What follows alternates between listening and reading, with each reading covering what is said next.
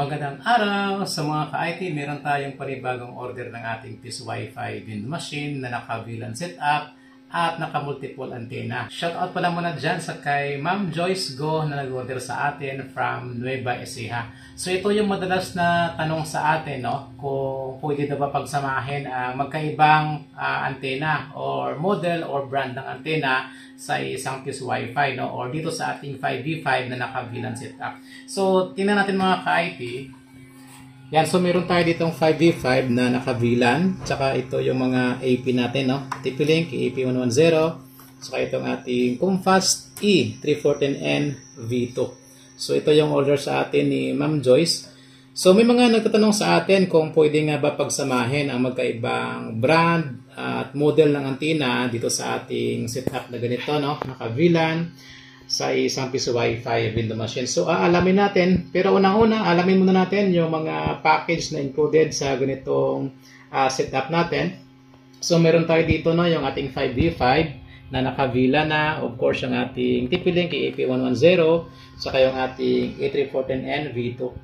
So, kayo mga ka-IT, kung gusto nyo ng mga naka-customize na setup, ay pwede naman.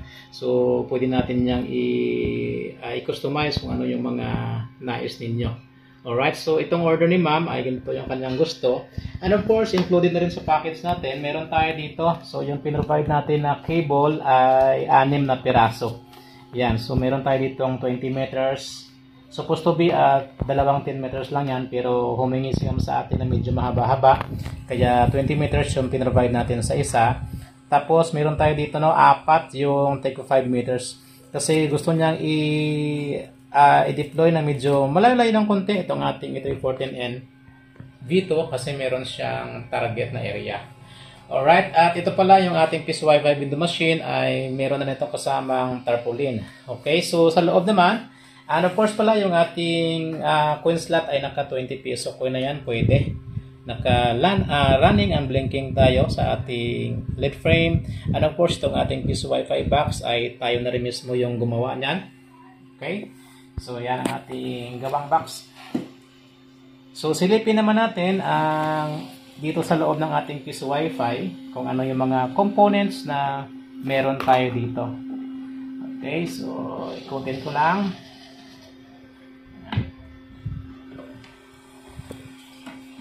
Ito para makita natin, no? So itataob natin ang ating box para mas maliwanag. Yan. So ito mga ka-IT ang ating setup dito. Yan, so unang-una, meron tayo ditong USB Mini V2. Yan, so itong board na to ay talagang safe na safe kasi meron itong power on delay, anti-source, saka short circuit protection. Okay, and of course, meron tayo dito, no, ma-monitor natin yung ating 5 volts saka 12 volts. Yan. Alright, and of course, yung ating main board dyan, OPI 1. Kung gusto niyo naman po like OPI 5, ay pwede naman. So, depende sa inyong order. And of course, naka 16 GB original ang ating SD card. And yung system natin dyan ay Pisofy. And of course, meron tayo ditong Pi hat. At may kasama na rin yan na mini fan para hindi masyadong uminit yung ating processor sa ating OPI board. And of course, meron tayo ditong universal coin slot, no? Naka 20 peso coin na, yung pwede niyang nabasa. Okay, so ganyan lang siya sa loob since na naka-VLAN yung ating setup. So napaka-spacious pa. Pwede pa tayo magdagdag dyan. Okay. So iharap muna natin para sa ating testing.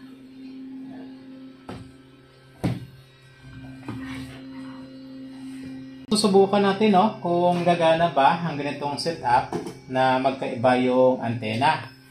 So yan yung mga madalas na tanong sa atin sa mga PM tsaka sa comment, no, dito sa ating YouTube channel. So ngayon ay ita-try natin. Alright. So i-power up ko muna, no, yung ating 5V5 tsaka yung dalawa nating antenna, and then i-connect ko na lang muna yung mga connection and then i-explain natin later.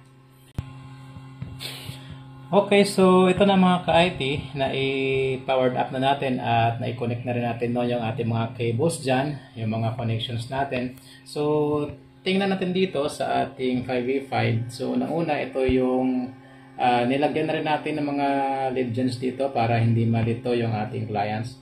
So dito sa LAN 4, ito yung ating ISP, ating internet mula sa ating modem dyan or sa ating router. Dito dalawang yellow para yan sa ating dalawang antenna, of course, no? Yung A3410 NV2, saka ito yung ating TP-Link EEP110. And then dito sa LAN 1, ito yung ating OPI. Alright, so sa mga magtatanong pa rin dyan na mga connections kung paano i-connect. So ito siya. So now, itatry natin na connect dito, no? Using yung ating magkaibang antenna. Okay, so ito pala yung gagawin natin dito para ma-recognize natin or ma-differentiate natin. Gagawin natin ay isa-isahin muna natin, no? And then isabay natin kung gagana nga ba. So unahin muna natin yung TP-Link. So itong 5v5 ay of course naka-configure na rin yan yung SSID. So parehas sila lahat ng SSID. Pero yung 5v5 ay naka-dual band dyan. So meron siyang 5G. Alright, so yung ginawa natin dito ay parehas na lahat yung SSID, pati na rin yung 5G.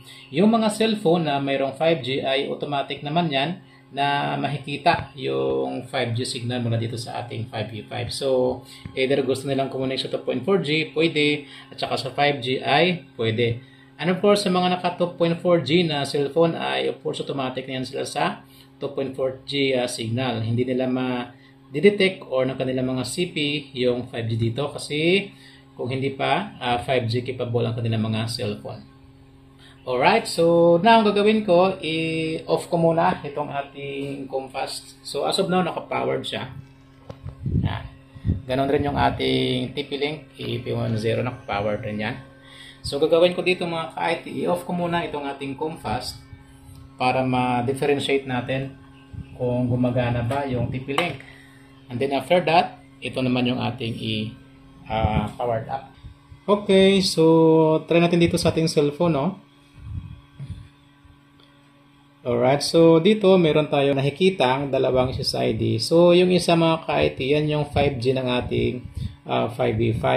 Then yung isa naman, yun yung ating TP-Link EEP110. So kung naka 5G yung ating cellphone, I mean kung 5G capable na, so dalawa yung makikita. So either sa dalawa ay pwede tayong connect dyan. So sa mga 2.4 naman, ay yung makikita nila dyan ay isa lang, no? Kasi hindi nila madetect yung naka 5G. Alright, so click natin. Try natin connect kung gagana ba. Ayun, no? So connected agad. Wow! Yan. So, lumabas agad ang ating portal. Try natin mag-insert coin. Okay. Alright. So, nag-blink na ang ating RGB lead frame. Okay. So, try naman natin dito sa isa, no? Cancel muna natin to. Then, back natin. Try natin dito sa isa. Yan. Alright, so connecting. Ayun, so connected rin. So ibig sabihin, gumagana. Alright, so mag-press tayo ng insert coin. Pwede ka nang maghulog ng barya. Okay, so gumagana rin. So now, ang gagawin natin mga ka-IT ay i-off natin to, yung ating TP-Link EEP110, and then i-power on natin yung ating Comfast para malaman natin kung working din to. So cancel ko lang muna to. Then, forget ko lang muna para matest natin from the start. Okay. So, i-off ko lang yung ating TP-Link. Tanggalin ko lang dito. Okay. So, wala na. And then, i-next natin, no, yung ating A3410 NV2. So, saksak ko lang. Alright. So, yung TP-Link ay naka-off na. Okay, so ready na ang ating Comfast. Try natin ulit. Dito tayo ulit sa ating cellphone. Okay, so yan, dalawa na yung na-detect nyo, no? So, try natin. Ayun. So, gumana rin. Try natin ulit dun sa isa. Ito. Iyon, no? Wow! Ayos na ayos. So, parehas na gumagana mga ka-IT. So, ang gagawin natin, i-on na lang natin yung ating TP-Link EEP110 para gumana lahat ng ating mga antena. So, isaksak ko na lang dito. Yan. Okay, tingnan natin. Okay. Alright, so ready na rin ang ating TP-Link. So, now, connect tayo ulit. So, from the start ulit tayo. Okay, so remove ko lang to. Ayan. Okay, so yan. Dalawa pa rin nakikita. Yung isa, 5G pa rin yan. Yung sa ating 5V5. Okay, so try natin. Ayan. So, working. Then yung isa. Alright, working din. So, now try nating mag-insert coin. Pwede ka nang Okay, so dito tayo sa baba. Kailangan go online para makapag-browse ka sa internet. Okay, so lessen muna natin yung volume. Alright, so try natin connect. Okay. Lipat na natin to. So, unahin natin yung 5 piso na bago. Okay, so meron. Then, 10 na luma.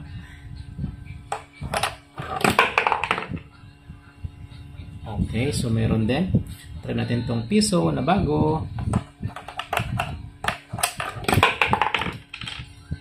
Okay, so meron din. Next, piso na luma. So meron din. Try natin to 5 piso na luma. Ayun, so 22 na. Next natin yung 10 na bago. Alright, so meron din. Next, yung ating 20 na coin. So dapat 52. Ayun, so nag-credit mga ka-IT. So total natin ay 52 coins. So go online tayo dyan. Try natin kung mayroon tayong internet. Okay, so successful na. Try natin magbukas ng YouTube.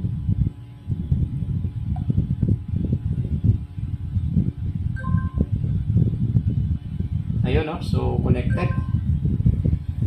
Okay, try natin mag-play.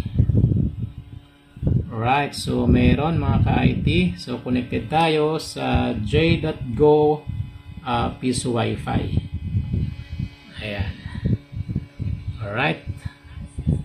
So, meron tayong internet, nag-play ang ating YouTube.